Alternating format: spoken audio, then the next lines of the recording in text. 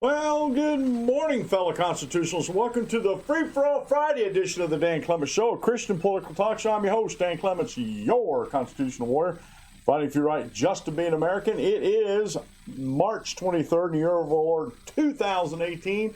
Remember, we're a hyphen-free, PC-free zone. God is still in control, and He does love you. And I'm broadcasting live from the Hemlock Studios here in the beautiful Central Susquehanna Valley in the great Keystone State. And there's a lot of things happened this week, folks. And I have a couple of the videos I'm going to get out today and tomorrow that I've started. I got to finish up editing them and I'm posting them. Some of them are going to. One of them is going to be on David Hodge and Emma Gonzalez about their speeches and their interviews and stuff like that, and some of the inaccuracies and some of the questions not asked, as it were, on that particular video. So I want to thank everybody that has subscribed to my program. I know some people's like, whoa, that ain't very many. I'm up to 44 subscribers to the show. I want to thank all the new subscribers to the show. My best video to date is 15 things Emma Gonzalez got wrong. I have over 1,700 views. Again, I know that's not a lot for some folks, but I'm still just getting into YouTube. I've probably got another 6 months before I've been on YouTube for a year, or doing YouTube for a year. I have to go back and check that out. And I'm learning more stuff each and every day. I'm learning how to do things better. I'm learning how to present my YouTube channel better. Tags, title, the whole shebang, and it's showing. It is really showing in the growth of my channel. Like I said, it's not a lot, but folks, you have to start somewhere. Just like I used to get after these old seasoned truck drivers out there that complained about the rookies out on the road. And I would get after them and saying, you didn't know how to drive a truck coming out of the crib, did you? You were probably just as bad, if not worse, than some of these rookies out here. So give them some slack, and instead of complaining about them, teach them. And so that's what I'm learning here on the show. I'm learning actually how to do things. I'm going to websites and just doing a lot of things to help me do the show better, going to people who know and have been there and done that, have hundreds of thousands of subscribers and millions of views in that. And I'm learning from them on how to do this. So today I've titled the show Free Speech and Social Media. And there's been a big brouhaha this week about Cambridge Analytica over in England and how they were using social media, especially particularly Facebook, to try to help sway the election for politicians. And so we're going to get into that a little bit. We're going to get into some issues around just free speech and social media in general. I'm going to show you some of the other sites that I use besides Facebook and Twitter and YouTube, because I don't trust Facebook, YouTube, and Twitter, to be honest, when it comes to free speech issues. And I'm a free speech absolutist.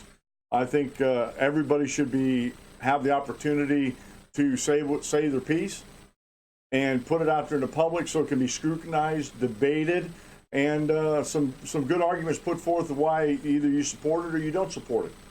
So, and in that fashion, I think social media today, especially the big three, Facebook, YouTube, Twitter, Reddit, I'll stick in there too, because Reddit started doing some things that YouTube has been doing. As far as gun channels, they're starting to deplatform gun channels and restricting views and all sorts of nonsense. So we're gonna get in. I know I talked about this before briefly on other shows. We're really gonna dig down into this and some of my ideas when it comes to social media and stuff like that. So let's get into the show here real quick. Today's daily Bible reading comes from the book of Proverbs, chapter 14, verses 30 through 32. A sound heart is life to the body, but envy is rottenness to the bones. He who oppresses the poor reproaches his maker, but he who honors him has mercy on the needy. The wicked is banished in his wickedness, but the righteous has a refuge in his death. And there's a big contrast between how we humans treat each other and how we should be treating each other and how we should be looking at things, as far as between rich and poor. I'm not saying these things from a socialist standpoint. I really am not. I'm saying these things from a biblical standpoint on how we should treat one another. Today's quote meal comes from Hammer William Webb Peplui. Don't trust to hold God's hand. Let him hold yours. Let him do the holding and you the trusting. Now, too many times, I know I get this backwards myself as a Christian. Too many times, I want to be the one holding onto God's hand and be the one doing the holding instead of letting go and having faith that God will hold me. And that's something that we all need to be thinking about.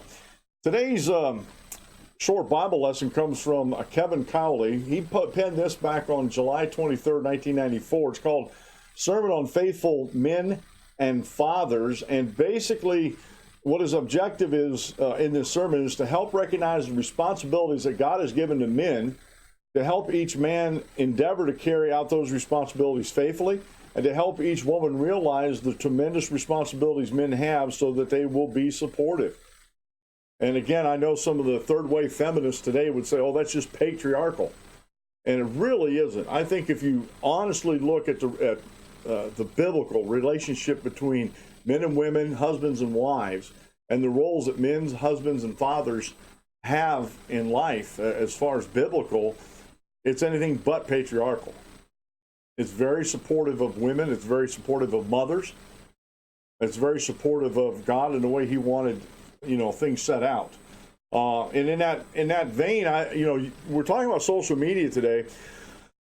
The past couple of days, I've been talking to some folks about the controversy with John Oliver writing a children's book, bashing Michael Pence's daughter's children's book that she wrote about a bunny going visiting the VP in the White House.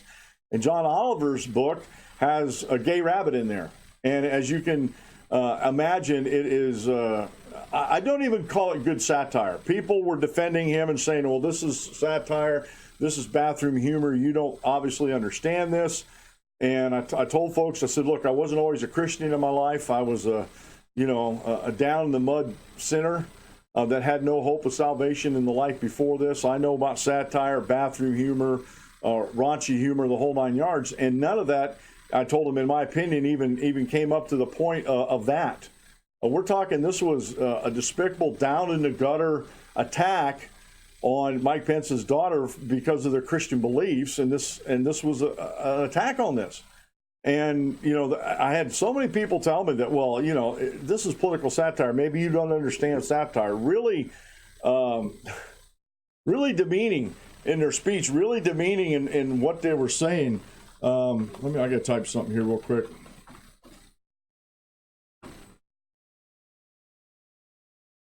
And really, really demeaning in what they were actually saying to me.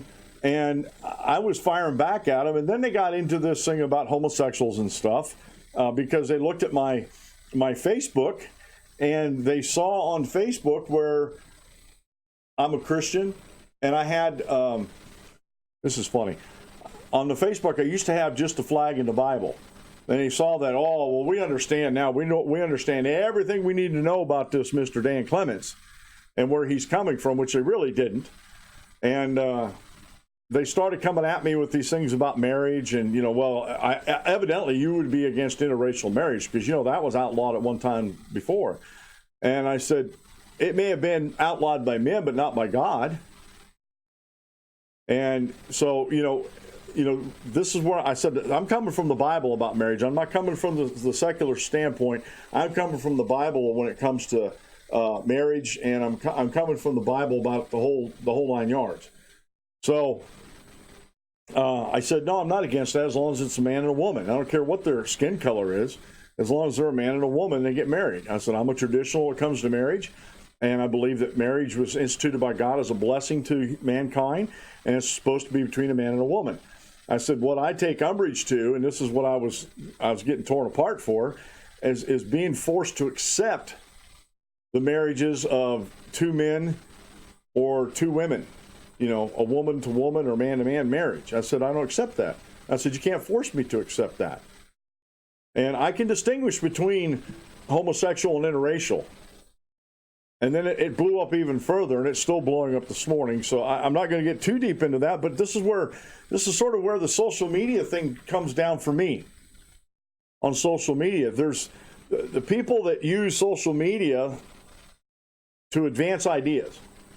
I'm all for that. I'm all for if you're going to advance ideas and you want to talk about the issues. But if you're going to name call and you're going to assume things that aren't in evidence to try to shut me up or try to shame me by saying certain things, it's not going to work. Because once you leave the main premise of a comment I made, or the original comment I made on the whole thing was, is everybody on the left insane? Because John Oliver is definitely on the left. He's supposed to be some type of British comedian. I don't think he's funny. I was accused of, Dave, get this. I was accused of not understanding British humor. It's kind of dry humor. And then I explained to this one person that said that, I said, look, folks, I was stationed in Scotland for 2 years. I get British humor. Some of it is funny.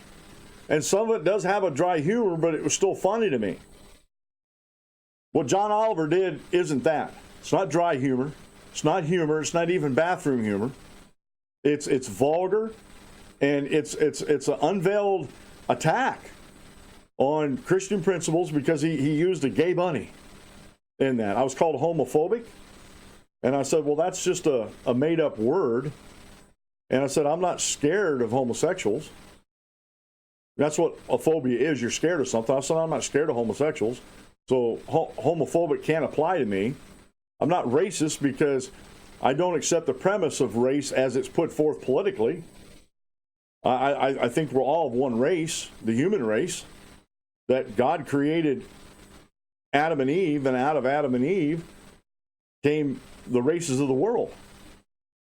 And the only difference between races on the surface is their skin color. And that's only because of pigmentation in the skin. It's only because of pigmentation in the skin. Underneath, we're all the same, folks. We got muscles, we got tissues, we bleed. Okay? Now, we're not identical, but we're pretty much the same. So I know that the argument is lost to those who are attacking when they start going to name calling, or and I hate using this term, but the grammar police and the spelling police come out. I actually originally worded that sentence, instead of is everyone on the left insane, I said are everybody on the left insane. I found out later, because my grammar program did not check that. I looked it up, and because someone said later on, he said, well, in England and Australia, everybody is acceptable within that, the English language in those countries. And I thought, oh, that's interesting. I went to go check that out, and he was absolutely correct. So all the grammar police out there, they were wrong. I did change it to is, though, so the grammar police, they would quiet down. I don't mind doing little changes like that. The folks that were getting after me because I'm a Christian dabbling in politics, that shouldn't be so, and that I'm just trying to profiteer off of the Bible and God and Christianity, although my checking account would beg to differ on that. So instead of just having the Bible and a flag over on my Facebook, I put the Bible, the flag, a gavel, and a rolled up Constitution on my Facebook background picture. So I sort of doubled down on that. And I know I'm a bad boy when it comes to stuff like that. Because I won't let it go, folks. I will not let people have the high ground when it comes to that. And I've actually had people tell me that when I start my show that I should leave out the Bible reading, the quote meal, and alluding to a short Bible lesson. I thought about that for a while. I thought maybe I should separate that out. But then I thought, no, I'm not going to do that. That's part of my show. That's the way I've set my show up. And I don't want to be cold, or I don't want to be short with folks, but if you don't like it, you can comment on it. That's fine. I welcome all comments, all constructive criticism. But I'm not going to stop doing something that I feel in my heart I should be doing, because this is a Christian political talk show. I look at things through the prism of being a Christian. And that's the only way I can look at things. I can't look at them any other way. And so I'm going to continue to do so. And I'm going to continue to have the Bible reading, the quote meal, and the short Bible lesson on my live programs. And whenever I do an actual program during the week, like a podcast type program during the week, I'm going to continue to do that. And it's nothing, I'm not trying to tweak anybody's nose about it. It's just who I am, and that's what I'm putting myself out in the public. If you think I'm profiting from the Bible, I encourage you to come and support that with reasoned, logical arguments, which I don't think I am profiting from the Bible. I'm just letting people know that I'm a Christian. And I'm looking at political things in a Christian way. And I'm giving you my Christian perspective on things. And one of the things that I hold near and dear to my heart is free speech. Besides the Second Amendment protections in the Bill of Rights, I think the freedom of speech is the second most important right that we have as sovereign individuals.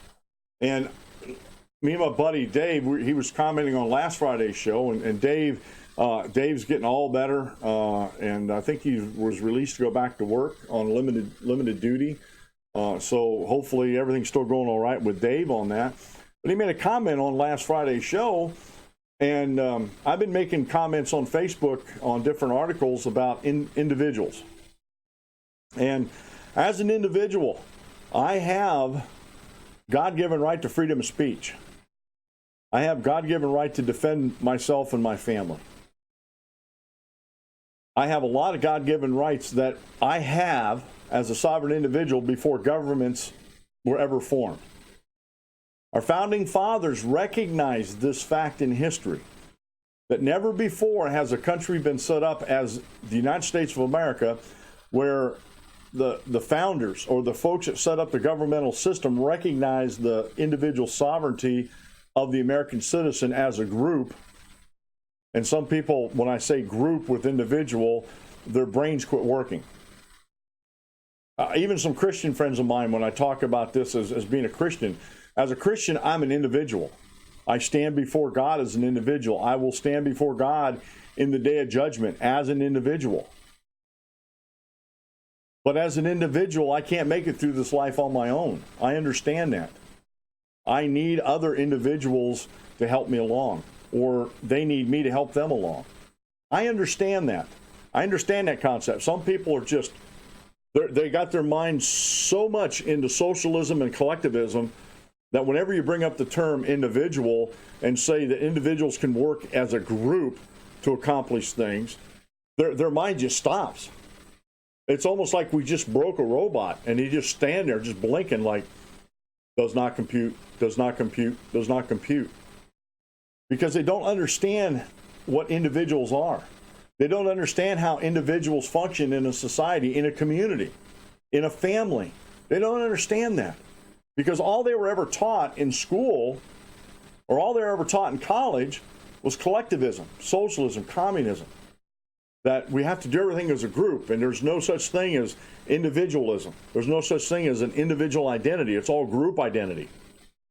And I reject identity politics. I reject that type of group thinking. Even though I'm a Christian, I'm a New Testament Christian, baptized in the Lord Jesus Christ in October 1982. And yes, you do need baptism to be saved. You're not saved before baptism, as a lot of our Baptist friends would say. That's not biblical. That's not scriptural. I was baptized into Christ. I did that as an individual. Did I have to have help? Yes. I had another individual, my buddy Dave. He did the baptizing. He was more than happy to do the baptizing. But him doing the baptizing was just that. He was the one baptizing. It had no other significance other than that. And what happened during the baptism? I came in contact with the blood of Jesus Christ as if I was going down into the grave like Christ went. I go down to the watery grave of baptism. And just like Christ came out of that grave, I come out of that grave as a new creature. But I'm still an individual, although I'm a part of a group now. I am a New Testament Christian. I was a part of the Danoon Church of Christ. I was a part of the South Point Church of Christ. I am now I was part of the Sunbury Church of Christ. And they moved over to behind the Susquehanna Valley Mall. So now we're known as the Susquehanna Valley Church of Christ. I am an individual that's part of that group. Because as an individual, I have individual responsibilities in that group. I have individual responsibilities towards God when it comes to my family and my children. And I lock all these things together. So free speech, bringing it back to an individual right, is, like I said, the second most important right we have besides the right to defend ourselves. And our rights do not come from the Bill of Rights. There's too many people out there that are starting to believe that line from progressives that our rights are granted to us by government through the Bill of Rights. Nothing could be further from the truth. The Bill of Rights are there to protect our God-given rights that we already had from an overreaching federal government. Now, real quick here, I'm going to throw this brain teaser out at you, and then we're going to get into talking more about free speech and things like that.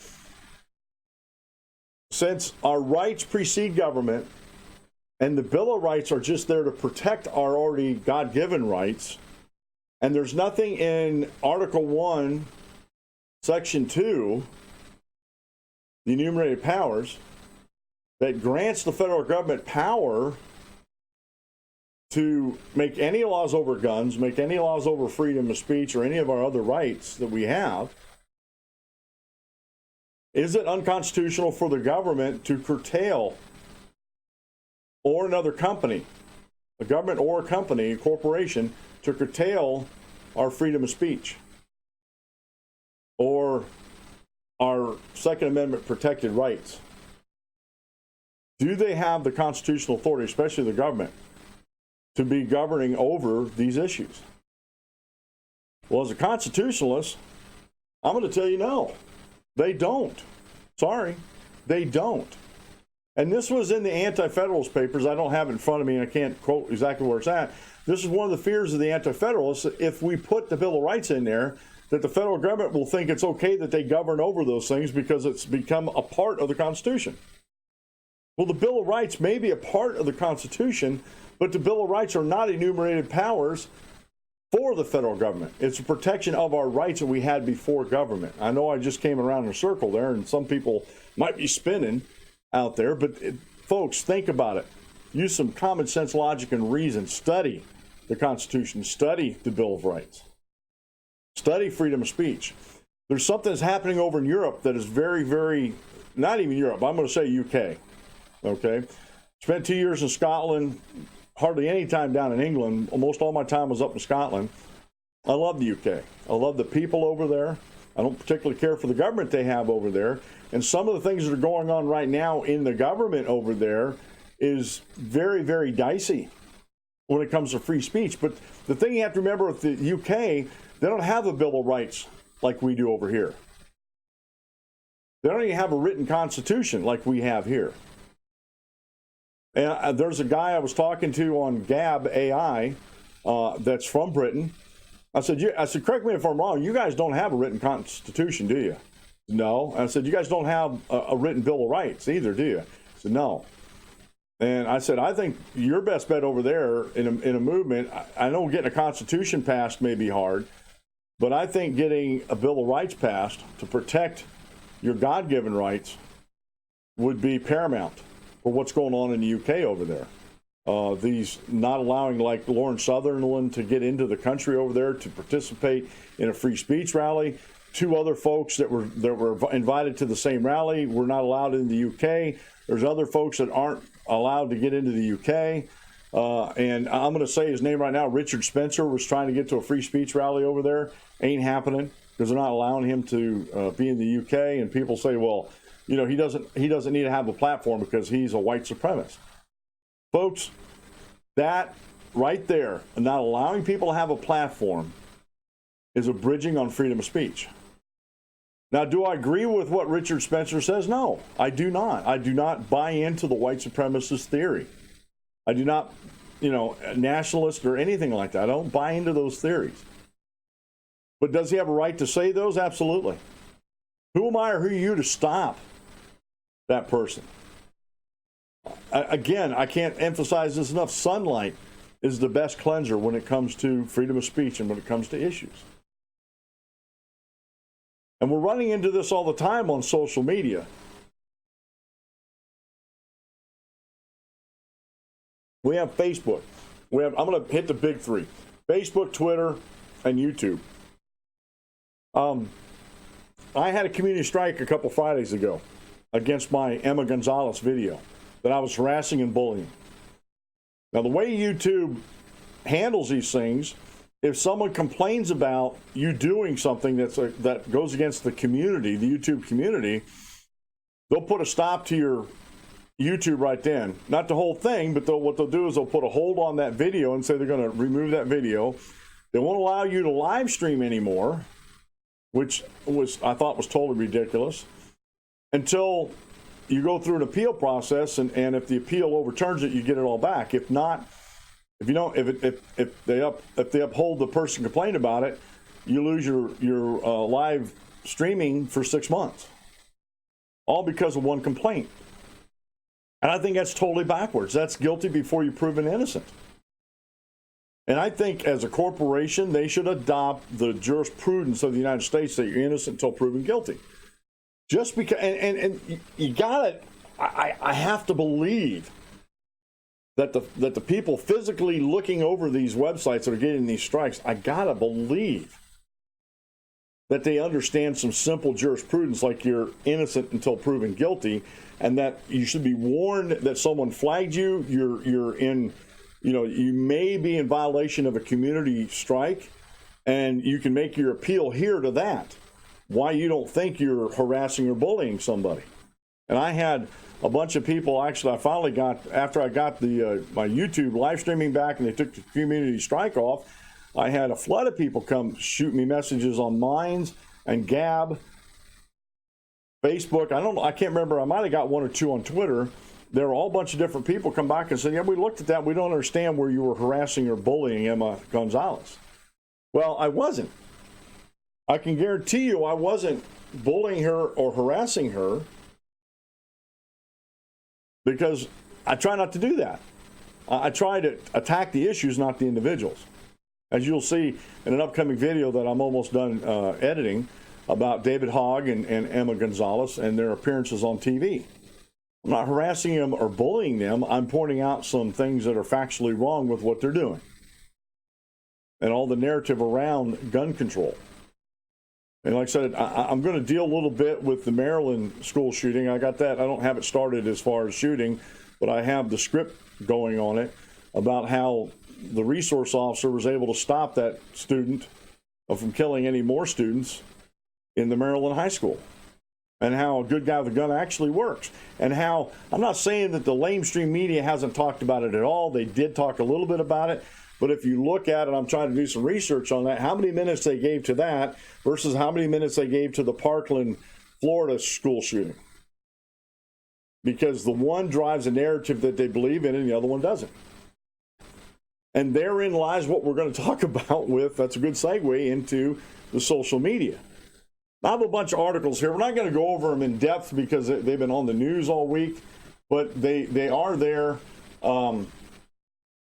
We have What Did Cambridge Analytica Really Do for Trump's Campaign? And this is by author Izzy Lapowski, excuse me.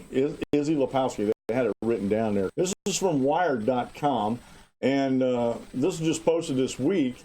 I'm not going to go over it. I'm just going to show you some of these articles here. And this is the narrative that's going on. Now, again, I hate to have to say this all the time, but I'm not a Trump supporter. I didn't vote for him. I will give him kudos when he does stuff right, and I'll criticize him when he does stuff wrong. And I've done that since his campaign. If I disagree with the campaign policy, I'll state that. If I disagree with something else, one of his administration's policies, I will definitely say that. So I don't know how many different ways I can say I'm not a Trump supporter. I didn't vote for him. I'm a member of the Constitution Party. I voted for our candidates for president because I believed in my heart that they would make better candidates than either President Trump or Hillary Clinton. But I like to be fair. I like to be fair with all the candidates. What's happening with Donald Trump is everything that's going wrong politically today is Donald Trump's fault, period. And that comes from one sector of our society. That comes from our left to center folks out there, our anti-freedom folks out there, the folks that want to support Hillary and Bernie Sanders, the humanists out there. They want to blame everything on Donald Trump. They don't want to blame anything on anybody else. It's got to be Donald Trump's fault. And to me, that's being intellectually dishonest. Because like in this Cambridge Analytica, people forget that Barack Obama used them also. But the people who support Barack Obama, well, that was different times. It was under different circumstances. You know, Russia had invaded Crimea. And this goes along with the same narrative about President Trump congratulating President Putin on his win. What good would it do President Trump with our relationship with Russia if he just come out and told Putin that he was a dirty, rotten scoundrel and rigged the elections in favor of himself? Wouldn't do anything. It certainly wouldn't help our communications with Russia. I wouldn't say, if he did say that, it would hurt it much more than what they are already. But you got to remember, we're coming out of a very contentious election where Hillary was talking about having open war with Russia. A lot of people forget that. A lot of people forget that during the campaign, that Hillary was talking about open war with Russia. And so, again, I want to keep things fair and balanced here, as Fox News might say. So when we talk about Trump's campaign using Cambridge Analytica, let's not forget that Obama did the same thing too. And the funny thing is the first time I'm hearing about Cambridge Analytica this past couple weeks. We didn't hear boo about this from anybody when Obama was doing it. Now, I'd like to see if maybe Obama's, like Romney was doing it also in the last, in 2012, or if McCain did it before that. Using this, and it may not have been Cambridge Analytica, but using this type of research. Now, basically, to put it down into brass tacks and where the rubber meets the road, where everybody can understand this, basically, Cambridge Analytica is a company that uses the personal data mined by social media. And the big one that they were mining data from was Facebook. And what troubles me about that is whenever you're on Facebook, they're continually collecting data. And they share that data. I'm here to tell you right now that Facebook shares data with Amazon. They share with eBay. Because I might shop for something on Amazon, and guess what shows up in my feed the next day on Facebook? Ads of similar items on Amazon, or ads of similar items on eBay. Or it might even be some other company I shop with online. Those are the two biggies that I'm talking about right there. And this bothers me a lot. Now, I know companies have to make money. I really do. And I see the benefit and the value of these companies sharing this data between each other, because it's sort of, they got a symbiotic or kumbiotic, I want to say symbiotic relationship. Of course, it could be a kumbiotic relationship too. But they have a symbiotic relationship with one another. But where does that leave the normal user? Where does that leave that person when it comes to this kind of stuff? Now, we also have, along these same lines here, we have a Russia probe. The Russian probe, Mueller's special counsel, now investigating Cambridge Analytica, Trump's psychographic data gurus. And this is an article out of the Daily Beast by Betsy Woodruff and Spencer Ackerman. Now, I want to point out something here, too, that they don't talk about in this article. They don't talk about how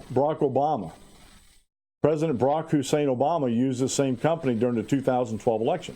Don't talk about that. Of course, that's their boy. Daily Beast, a very far left-leaning online news source. So, and Donald Trump is not denying, his campaign's not denying they didn't use Cambridge Analytica. They actually did. They absolutely did. But the thing is, people in the mainstream media are not making the connection with Barack Obama as they should be. They're just not doing that. And that's, to me, that's intellectually dishonest that they're not doing that. So again, we sort of have to understand what's going on here. We really do. But I just pointing this out, that I believe the Mueller, and the reason why I'm pointing this out is the Mueller investigation, I think, has gone way too far afield in their Russian collusion.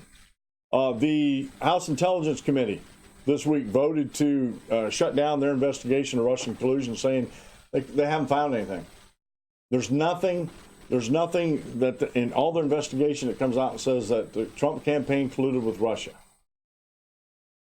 But the Mueller investigation is still going on.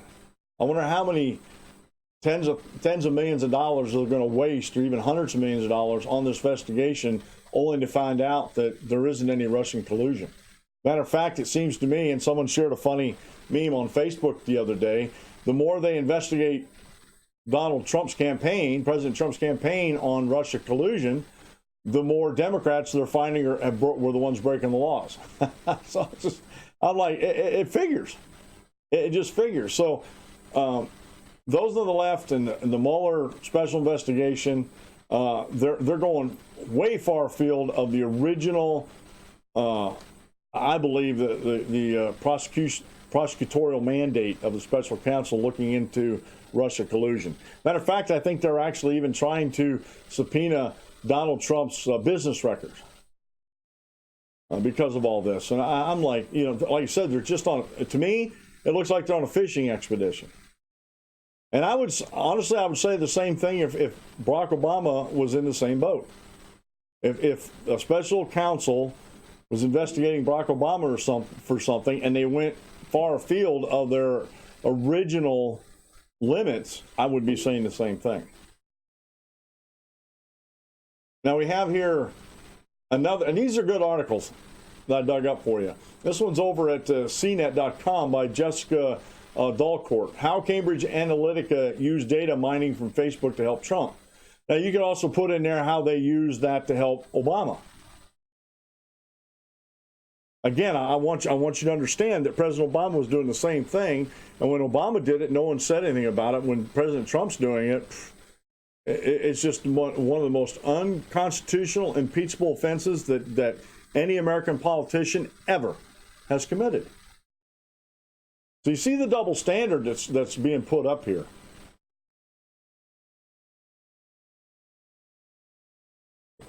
Okay, and this investigation in Cambridge Analytica and Facebook has some pretty wide-reaching implications. Facebook has lost a lot of value since this story broke last week. Beginning of this week. They've lost a lot of value. Zuckerberg was sort of like AWOL for a while, and he finally brought out issued a statement about, they're going to be putting some type of app in place to see if part of your information was shared with these other folks. And look, folks, I'm of two minds of this. I am a free market person. I really am. I believe in the free markets. I believe in the strength of the free markets. And if a company like Cambridge Analytica wanted to do some of this deep diving in the data that Facebook was collecting, I think the most honest thing Facebook could have done would put a special note out to their to whoever signed up on Facebook and has Facebook accounts that's active on there, asking them, do you want to participate in this type of data analysis that Cambridge Analytica does? Explain what they do, be honest about it, and have people opt into it. Or come out and saying, this is what we're doing, and this is the data we're mining. If you don't want to be a part of this, you can opt out of it. Either have it set up to where you can opt into it or you can opt out of it. Let the users decide that. Not you as a corporation deciding it for the users. And this has been my issue with big social medias like Facebook, YouTube, and Twitter. One, they're operated by very left-leaning, socialistic folks like Mark Zuckerberg. He's a democratic socialist at the least. And so are Silicon Valley and the folks that run Google, who own YouTube, are the same way. And also Twitter. And I see stories coming out all the time where Twitter and YouTube and Facebook and Google are losing market share. Well, why is that? Why are these big three losing market share? And I would say, I read something about where Reddit is actually losing viewerships. I rarely use Reddit. I have enough time I don't have enough time on my hands to take care of researching or following the ones I do follow. Because I don't use just the big three, folks. I really don't. Because I don't trust them. I was suspended for a couple weeks on Facebook because someone, and I know who it was, but it was my Facebook antagonist, Kimberly Eaton. And I can say her name because she's a published author, and she has editorials in the Daily Item and stuff that I've actually quoted on here. She actually blocked me. I can't even see her site from my Facebook profile. She literally blocked me after the Parkland school shooting. And her loss, but I know it was her that got me shut down because some of her friends as much as said that that's what happened. But anyway, I've had run-ins with, not Twitter so much, but I've had run-ins with YouTube now, and a couple different occasions on YouTube. But this is the first community strike. The other one were copyright strikes. And the one copyright strike, I tried to find out who said they owned the copyright. And I finally found out about it. It was about the school meeting where a school teacher was escorted out and got arrested by the police down south somewhere. And off the top of my head, I can't remember exactly where that was at. And it might have been Louisiana. But anyway, yeah, it was Louisiana. But this media company claimed that footage belonged to them. And I put in, and I never did get it taken care of because YouTube says, well, they're claiming it and there's no other proof otherwise. And I said, I didn't use theirs. I used this fella had a camera on his cell phone, and I was using, and he has a YouTube site, and I was using his, and I asked him if it was okay after the fact. But I said, hey, I'm getting into this situation with a copyright strike. Are you doing it? He says, no. He says, you can use that. He says, I put it up there without any constraints on it. And so this media company out there was actually trying to, and I was told after I did a little more research on it, I was told there are some minor media groups out there that do that, that claim that that's footage is there because they were there and they were filming, or they may have bought somebody else's. Somebody else might have sold them the right to what they were doing. And this guy said, I didn't sell my rights to anybody for this, but there was more than one person there with a cell phone filming what happened with this teacher getting arrested. But they'll go through and they'll do this so they can claim any money off of it, which I think that's very dishonest too. And I even cited my sources where I got the video from in the video. But I've run into some issues with these big three. And not as much as some other people have, but to the extent that it makes me nervous, because this is how I'm trying to create a monetary advance for myself and my family. Try to make a living off of the social media, especially YouTube. I love YouTube. I think it's fantastic that they let us upload these things for nothing and put it on their sites. But the one thing I have against YouTube is the way they handle advertisers, the way they handle any type of controversy, and the way advertisers actually handle this type of controversy when the left comes out in droves. And if they disagree with what you're having to say, they don't want to dispute what you say. This is the problem with the left, especially progressives. They don't want to try to dispute what you're saying. What they would rather do was silence you, deplatform you, get you kicked off of Facebook and YouTube and Twitter. Do all these things to get you demonetized, like complain to your sponsors that, this person is saying this, and if you keep continuing doing this, we're going to boycott you. And the corporate the corporate advertisers for the NRA and some of the work that they do, found out how much of a backfiring that was when they started saying we're no longer going to start. NRA members get a lot of discounts from different businesses and stuff, Enterprise Rental, United Airlines, stuff like that. And they pulled their, that's funny. It's funny. They pulled their advertising dollars, citing that. So the left, especially the progressives, they use scare tactics on everybody. And I caution, who am I? But I do caution folks about, falling prey to this. Especially corporations and advertisers, to falling prey to this. Because chances are the people that are complaining about it to you and saying we're going to boycott you don't buy your products to begin with. I bet you 9 times out of 10 they don't. And it's funny to me how you have these advertising departments.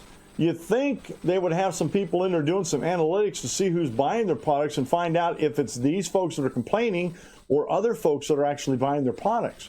If it's other folks that are buying their products, then why are they scared of these people? I know public image and all that kind of stuff, but you know what? It's so easy to bring the analytics out saying these people that are belittling our company because we're supporting X, Y, and Z company on YouTube or YouTube channel, these folks that are complaining about it aren't our target demographic to begin with. It'd be so easy to bring it out, but again, they hate to even look the looks of that. So just a couple more things here before I share you some of my solutions to social media today. This is from the Wall Street Journal by Lon Lovett and Jack Nickus. PragerU sues YouTube and free speech case. Now, this was put back in October 23rd, 2017. Now, Prager University is a nonprofit that produces short educational videos from conservative perspectives, is suing YouTube and its parent company Google, claiming the tech giant is illegally censoring some of its content as part of a wider effort to silence conservative voices. Personally, I side with PragerU on this because I've seen too many conservative voices being shut down on the 3 big social medias. Matter of fact, on Facebook, I don't know what's happening on Facebook. I'm sharing things on my show page, DanClementsShow.com page on Facebook, that's hooked up to my personal page, Dan Clements. And for some reason, whatever I share on there used to be fed into my feed on my personal page. Whatever I shared on my show page automatically went on my personal page. That's not the case anymore, and I got to go back in and figure out. I've been trying to figure out why that is. And honestly, it's ridiculous what Facebook is doing. They're trying to curtail, real quick here, Facebook and YouTube and that are trying to curtail fake news out there. And some of the fact checkers they're using, like Snopes, I can't tell you how many times Snopes has been debunked about their fact checking, how inaccurate their fact checking is. And some of these PolitiFact, Facebook is using the Southern Poverty Law Center to help fact check conservative groups, what they call hate groups out there. I'm sorry, I wouldn't trust the SPLC or Southern Poverty Law Group. Southern Poverty Law Group, I would not trust them to feed my dog, let alone fact check to see if somebody is a hate group or not, because they have me down, not me personally, but I'm a member of the Constitution Party, and the Constitution Party is on the radar as a hate group because we teach accurate American history, and we teach constitutional history, and we are adherents to the Constitution. So therefore, we're a hate group. We're an alt-right hate group, according to the Southern Poverty Law Center, SPLC. So, again, I understand what PragerU is going through here. There is a YouTube channel called YouTube Law, and this guy does a really good job of going through and discussing these cases. He doesn't think that Prager University has a case here because it is a private corporation. And I want to say something real quick here because Google, who owns YouTube, is a private organization. They have terms of service. They have community guidelines. And everything that Google, YouTube, Twitter, Facebook are doing are well within their terms of service and their community guidelines. But I made this point, and I haven't heard this lawyer talk about this. These companies, these big three, Facebook, YouTube, Google to a certain extent, and Twitter, they use our freedom of speech, our constitutionally protected right as citizens. They use our freedom of speech to profit off of. As corporations, they profit off of our speech. But they turn around as companies and can say what speech is acceptable on their platforms. Now, if they want to put out a statement saying we're not going to have any conservatives, anybody that self-identifies as conservative, we're not going to have you on our platforms anymore, we're changing our terms of services and stuff like that, that would be one thing. That would be something concrete and touchable that we could deal with.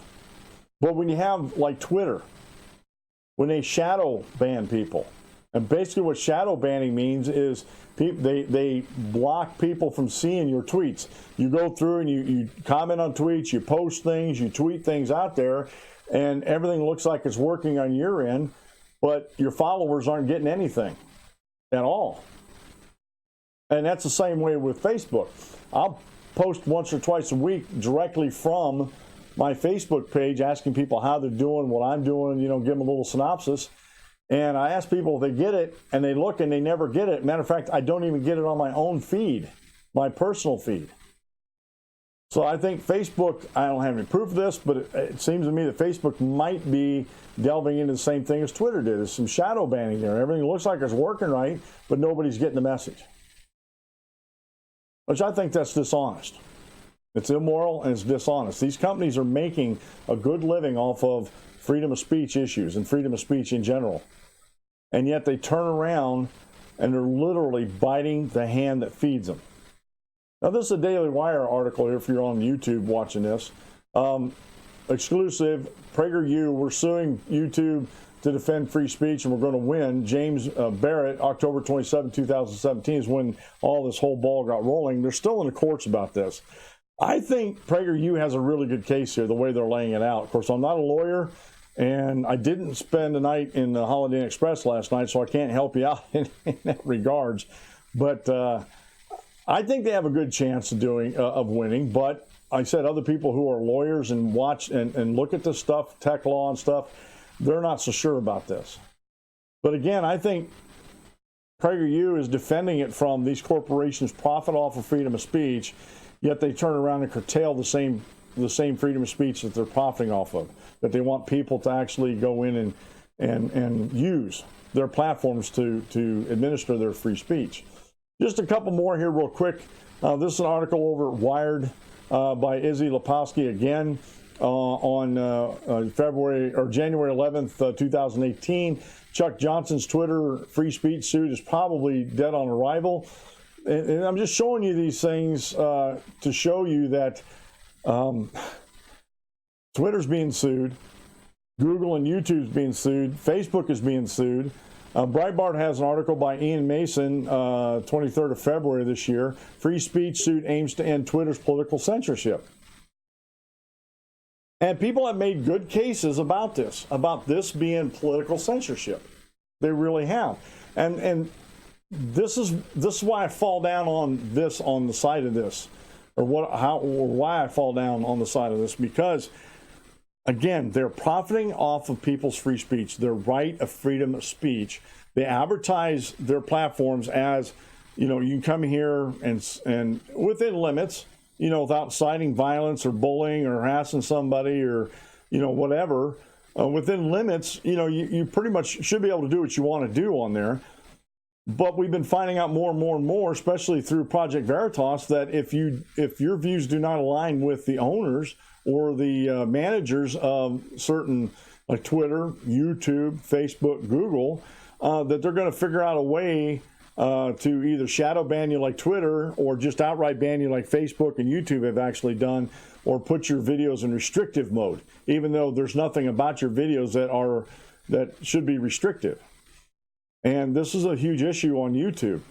So, and I go back, I haven't checked it in a couple weeks, but I go on my channel and I set it for restricted view just to see how many videos I have in restricted view, because that'll actually affect the amount of people actually watching your videos on YouTube. I haven't done that in a couple weeks. I'll probably do that right after the show, so I'm thinking about it. So, again, like I said, something doesn't seem right to me that you can profit off of free speech, the use of people using their free speech, but in the second breath, or in the same breath, you're actually curtailing or censoring their free speech. Now, I'm going to show you, I've talked about this before, but I'm just going to briefly cover these again. And I am on all these platforms. And I'll make sure that the links are in the bottom. They usually are. I put them on in Facebook, over on Patreon. I put them on my show notes page over to DanClementsShow.com. And if you're following this as a podcast, this is episode 974 of the program, Free Speech and Social Media. Now, one of the first ones I got involved with was Gab.AI. Now, Gab.AI, and most of these next two are really, they're an amalgamation of Facebook, Twitter, and YouTube. Now, Gab.AI, I would liken it more to a Twitter alternative, although they have elements in it, and Twitter does too. A lot of people don't know this. Twitter, you can actually put sometimes live videos up and other videos up in the feed. You can do that. But again, there you run the risk of getting censored by Twitter. Gab.AI won't do that. Gab.AI has actually successfully fought off a lawsuit about this, that they were going to be deplatformed from this ISP or whatever. And the ISP wasn't buying into it. ISP says, we're about free speech. They're doing nothing wrong. You may disagree with them. That's fine. But they're doing nothing wrong. So, go about your business. And that was early on. I started with Gab.AI last fall. I'm not sure. I have to go on the profiles to see exactly how long I've been there. But you just do a Google search. Like I said, I have links down there to all these sites in the show notes page afterwards, and then below the video, I always put links to these. But Gab.AI is like a Twitter / Facebook YouTube hybrid.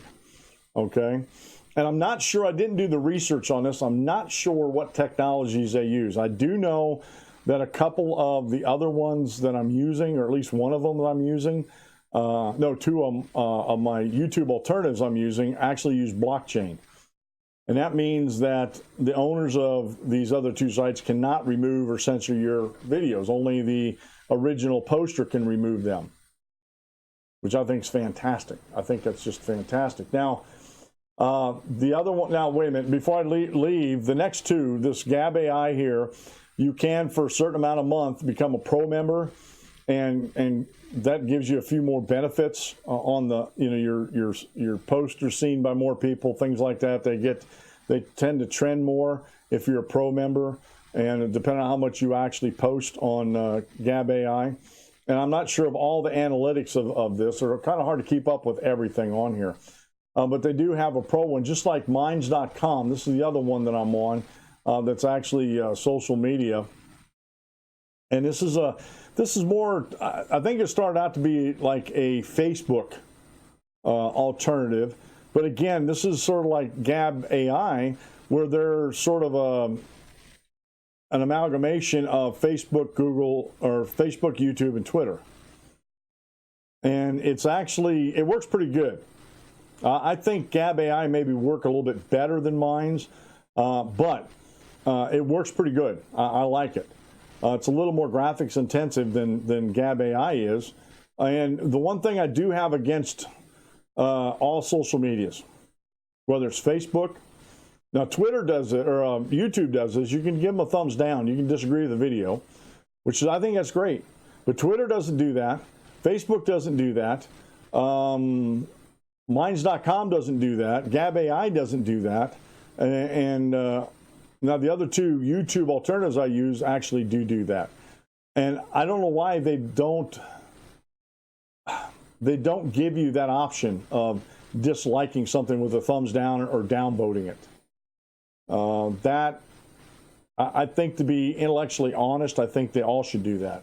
I know why Twitter and Facebook doesn't do it, because you might hurt somebody's feelings. You might hurt a snowflake's feelings if you give them a thumbs down. But I think a thumbs down would be nicer than some of the comments I've seen out there against somebody. I really do. And you know, I get them all the time on my YouTube videos because I have a lot of people out there that do not like what I talk about. They think I'm wrong, and I'm what they consider right of center. I call myself above the freedom line, where those sitting on the fence could go either way, freedom or anti-freedom. I'm well above that line in the freedom camp, and they don't like it. But Minds.com has the same thing as Gab.AI. You can get a pro account. You can on Minds, if you're on it, you get bonus points that you can use to boost your postings. And sometimes I go over there, like with the Emma Gonzalez video that was community striked. I posted that, then I boosted it, and a lot of the folks that actually looked at it actually came from Minds.com to look at it. And like again, they didn't see anything wrong with it. I'm glad. You know, I'd rather listen to them than I would YouTube for this, because I don't trust YouTube. So again, Minds is like a Facebook, YouTube, Twitter hybrid. But it's more like a Facebook replacement. I could be wrong, but that's the way I look at it. That's the way I look at these. Now, the next two, well, actually the next one, let me see here. The next one is, well, actually, I should say the next two are YouTube alternatives. The first one is BitChute. Now, BitChute works on blockchain, and it's a service that we use. And we can get up or down voted. We do not make ad revenue off of these folks. With BitChute, we do, and I let my browser open on my computer up here and let it mine. They have an eCoin cryptocurrency that they mine to help support them. So I let my computer run in the background and mine that for them, and I get a very small percentage of that. But that's how they help make money. I wouldn't be adverse to them actually selling advertising in the future, based on how many people they have on their stuff like that. I'm a free marketer. If they want to do that, that's fine.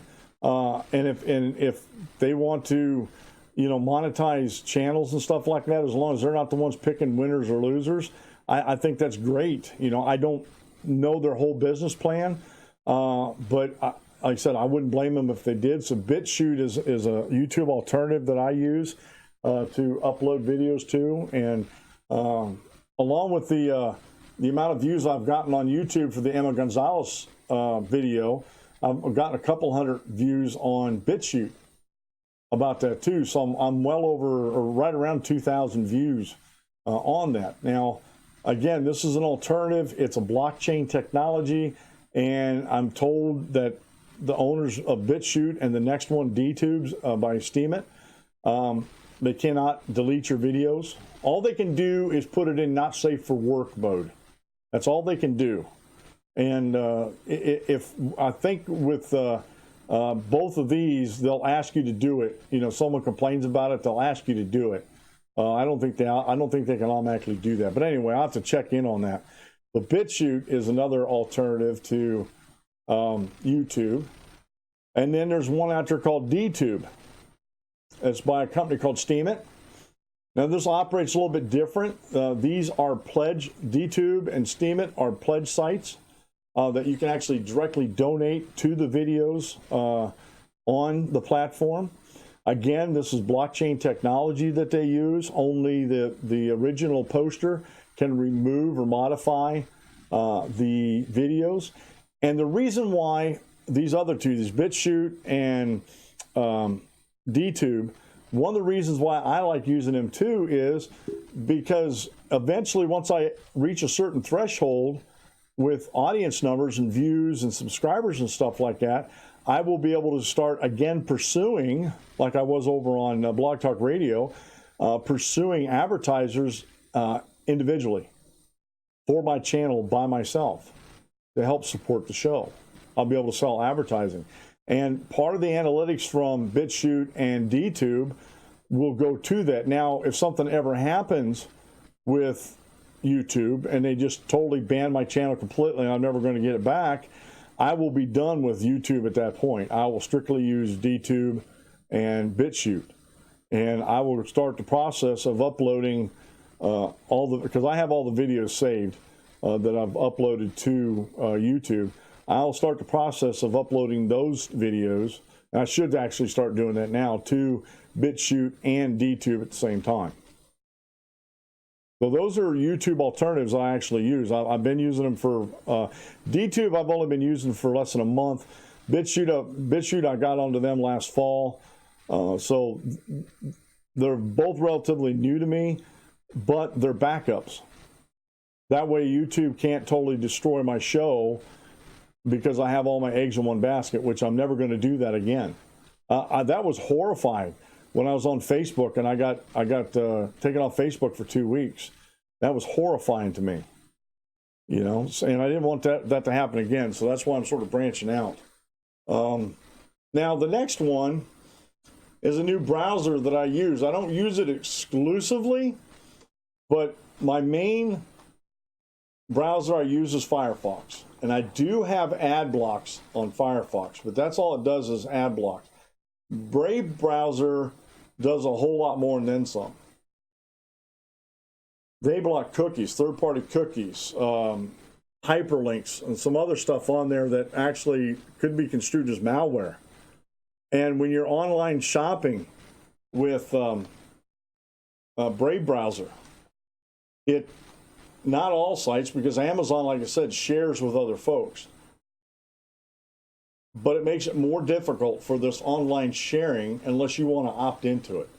Honestly, I think these online sites that are sharing this information between each other, Amazon, eBay, Facebook, YouTube, whoever it is, I think individuals, and they can do this in batch emails, stuff like that. I think they need to put an email out to offer you to opt out of that type of tracking, that you don't want it done. And again, I think it's totally dishonest that they don't do that. So Brave browser is a new browser. It doesn't have everything that I want on it to use it as my main browser. The one thing I like Firefox to do, and you see that when I'm showing you articles on the web, is just a reading pane. Well, I can just click this reader up in the address bar, and it takes all the advertisements out. So all I show you is just what's in the article itself, the title, the authors, and basically what's in the article itself.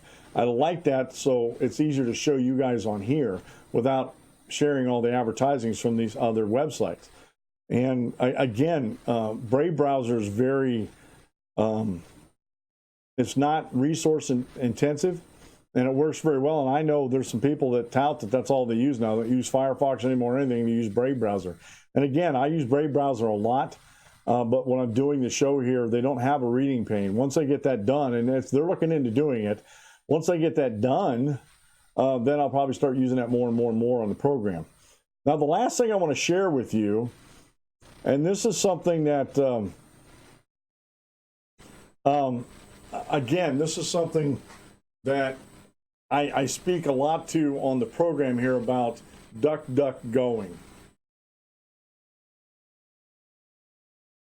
Now, Google, if you use a Google search, all those searches, all that information about what you're searching is actually saved by Google. In other words, you're not privately browsing the internet at all. You're not. And I found that this is a web search engine. It's called DuckDuckGo. This is my default search on all three of my computers up here and my laptop downstairs. This is a stealthy way to browse. They don't save your information. They don't have any information to sell anybody. And honestly, I've compared DuckDuckGo to Google, and I get better search results with DuckDuckGo because I don't have all the ads and I don't have all the garbage that comes along with Google. I can search faster. The results are more targeted to what I'm searching for. And it's just an all-around good experience with DuckDuckGo. And pretty soon, once the show gets bigger, YouTube takes off, advertisers take off, I will be starting to use a private network, like a virtual network, to be on the web, to be more anonymous out on the web, to protect myself from some of the stuff that's coming down the pike. And some people overseas use these virtual networks, VPNs I think they're called, that so they can watch American content, because some of their countries they live in, they cannot watch American content on their computers, on the World Wide Web. And to me, that's frightening. All these things that I do, Gab.AI, BitChute, Minds.com, DTube, Brave Browser, DuckDuckGo, are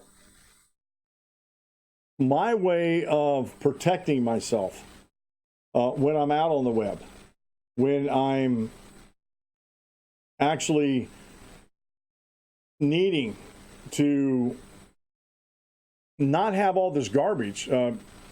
Brave Browser tells me how much time I save in the last 25 or 20-day period or something like that.